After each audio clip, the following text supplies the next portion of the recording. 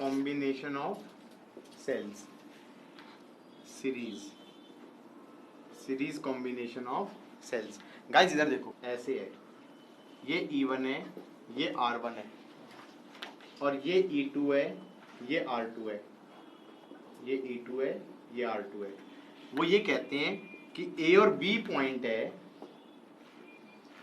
इसके अक्रॉस जो ये कूड़ा है, this can be considered as a single cell of E equivalent of internal resistance R equivalent। बात समझ में आई या नहीं आई? E equivalent and R equivalent। तो वो इसकी वैल्यू पूछेगा कि what is E equivalent and what is R equivalent।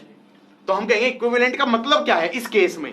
हम ये कहेंगे when you apply a similar resistor in both the cases across the point AB, when you apply a similar resistor across point AB in both the cases, the same amount of current should flow in the same direction। इसमें कितना आ रहा है? E minus IR is 0, I is E upon R plus R। अब इसमें कितना आ रहा है? KVL लगाओ, E1 minus IR minus IR2 plus E2 minus IR1 is 0, तो I is E1 plus E2 upon R plus R1 plus R2। हाँ या ना? तो क्या मैं कह सकता हूं E इक्विवेलेंट का रोल प्ले कर रहा है E1 plus E2 और R इक्विवेलेंट का रोल प्ले कर रहा है R1 plus R2। हाँ या ना? इसमें ध्यान क्या रखना है? ध्यान क्या रखना है, अगर ये उल्टा होता, अगर ये ऐसे हो जाता तो यहां पर माइनस E2 हो जाता, तो यहां पर E1 माइनस E2 हो जाता, लेकिन ये प्लस ही होता। गॉट इट और नॉट?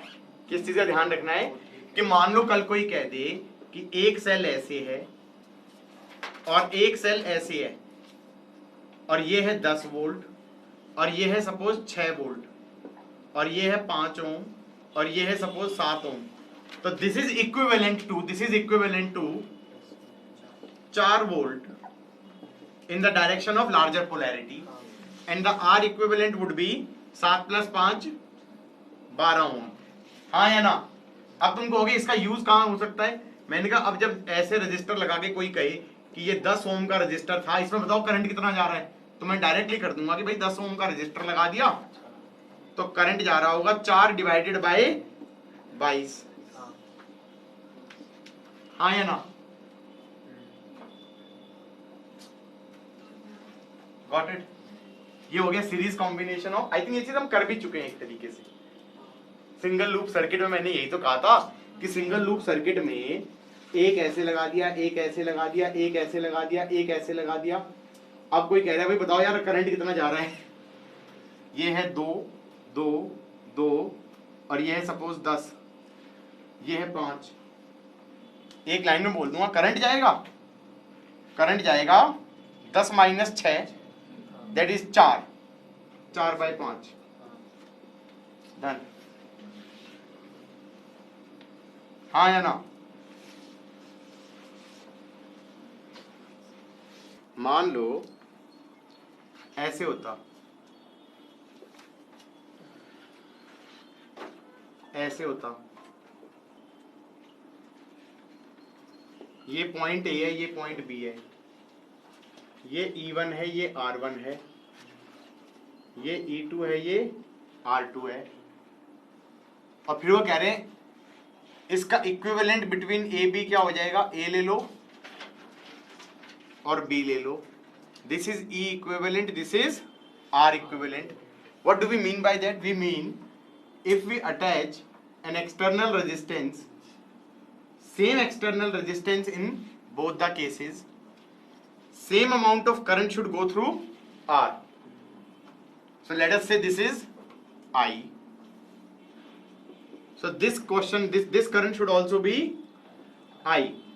अब मैंने मान लिया इधर से आ रहा था X और फिर इधर चला गया X - I। अब यहां पर तो I कितना आ जाएगा? E upon R plus R, हाँ या ना। अब यहां पर I निकालो और इस I से कंपेयर करो। समझ में आ रहा है नहीं आ रहा है? तो कैसे निकालो? केवीएल लगाओ। ये आ जाएगा E2 minus IR minus XR2 is 0। अब इस पे केवीएल लगाओ, ये हो जाएगा E2 minus E1 minus XR1 plus IR1 minus XR2 is 0. So this becomes E2 minus E1 plus IR1 minus X R1 plus R2 is 0. X को eliminate करना है। यहां पर X का कोफिशिएंट क्या है? R1 plus R2 minus R1 plus R2। यहां पर क्या है? R2 minus R2। इसको मल्टीप्लाई कर दो R1 प्लस R2 से और इसको मल्टीप्लाई कर दो माइनस R2 से और अब ऐड कर दो, तो ये तो कट जाएगा, ये तो कट जाएगा। अब ये क्या बन जाएगा?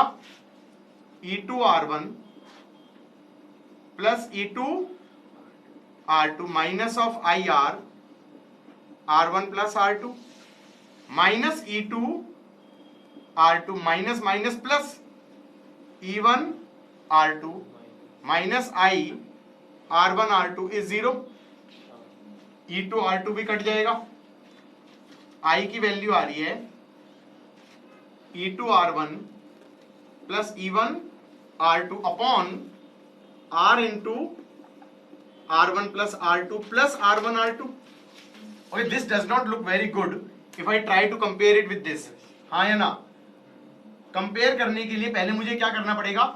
इस R के कोफिशिएंट को 1 करना पड़ेगा। यहां पे तो R1 प्लस R2 आ रहा है, तो इस फॉर्म में लिखना पड़ेगा। तो ये आ जाएगा E1 R2 plus E2 R1 divided by R1 plus R2, common ले लिया। ये आ जाएगा R plus R1 R2 upon R1 plus R2। अब कंपेयर कर सकता हूं, मैं कहूंगा ये क्वांटिटी तो है ये पूरा, और ये क्वांटिटी है ये, हाँ या ना, पैरेलल वाला आ गया। तो E इक्विवेलेंट कितना आ रहा है? E इक्विवेलेंट तो बहुत बड़ा कूड़ा आ रहा है।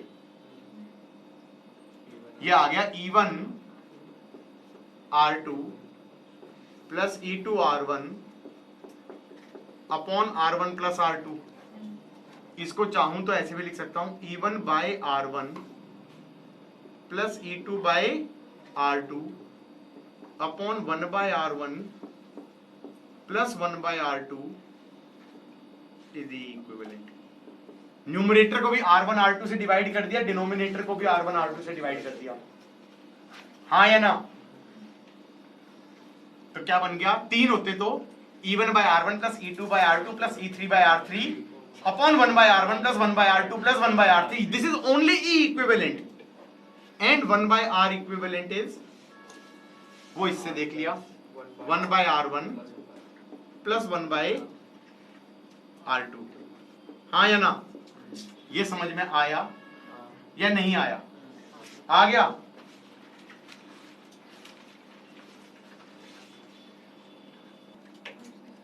मैं तो ये कह रहा था, क्या रिजल्ट है भाई? ये रिजल्ट है, मान लो इधर E है, ये R है, ये भी E है, ये भी R है,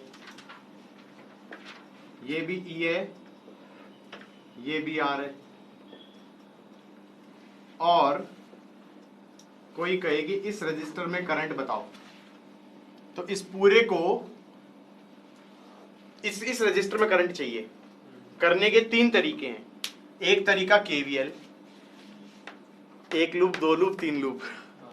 दूसरा नोडल, 0x, पहले x निकालो फिर x by r is the current in this. नहीं समझ में आ रहा तो बता दो, आ गया ना। और तीसरा तरीका अब क्या हो गया कि इसका सेल इक्विवेलेंट कितना होगा, ई ही होगा। ई क्यों होगा, क्योंकि E by R plus E by R plus E by R upon 1 by R plus 1 by R plus 1 by R is E basically. और आर इक्विवेलेंट कितना हो जाएगा, आर बाय 3। तो इसमें करंट इसमें कितना हो जाएगा, E upon R plus R by 3।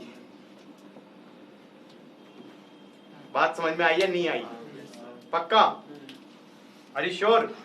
इसको करने के, ये वाला करंट निकालने के 3 तरीके हो गए। एक तो केवीएल, एक नोडल।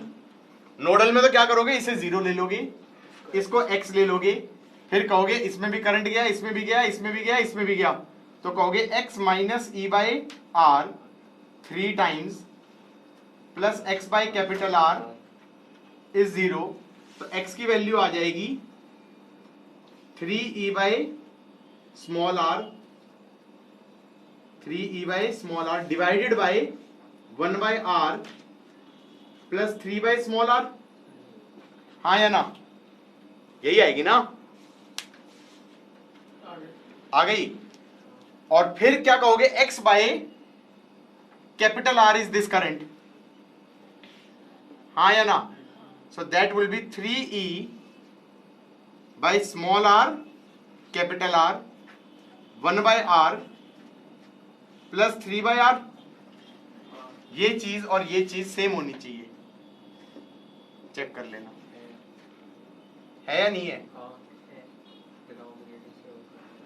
भाई तुम इसको लेना, ई बाय इसको अंदर ले लो, ये आ जाएगा R by 3R plus R by 3 by R. तो 3 बाई आर ये कट गया और ये कट गया, तो r by 3 plus capital R। हाँ वही तो आ रहा है, ये वैल्यू तो आ रही है। बात नहीं समझ में आई तो now is the time to ask क्या करा सर, अगर एक की पोलैरिटी ऑपोजिट कर देंगे तो कैसे? एग्जैक्टली, गुड क्वेश्चन कि पोलैरिटी उल्टी कर देंगे तो क्या होगा। अगर क्वेश्चन आ गया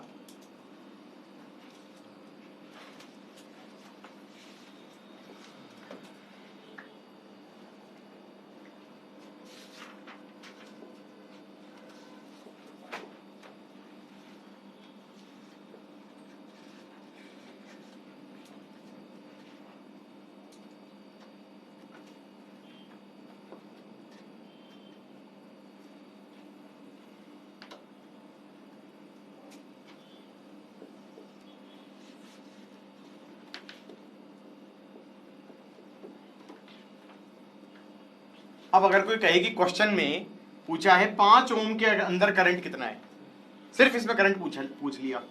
now we have got 3 ways of solving this question, KVL, nodal, and the third way would be consider this whole thing to be a single cell.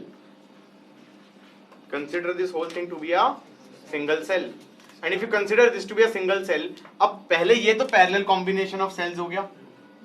Parallel में प्रॉब्लम क्या है, दोनों अपोजिट हैं, तो हम ये कहेंगे ऐसे केस में क्या हो जाता है, E1 by R1 minus E2 by R2 upon 1 by R1 plus 1 by R2, ये E इक्विवेलेंट हो जाता है। लेकिन इसका मतलब कौन सा डोमिनेट करेगा, 10 वाला या 8 वाला या 12 वाला? नहीं, जिसका E बाई R रेशियो बड़ा होगा। इसका E बाई R रेशियो है 4, इसका E बाई R रेशियो है 2, 8 वाला डोमिनेट करेगा। और हो जाएगा 8 by 2 minus 12 by 6 divided by 1 by 2 plus 1 by 6।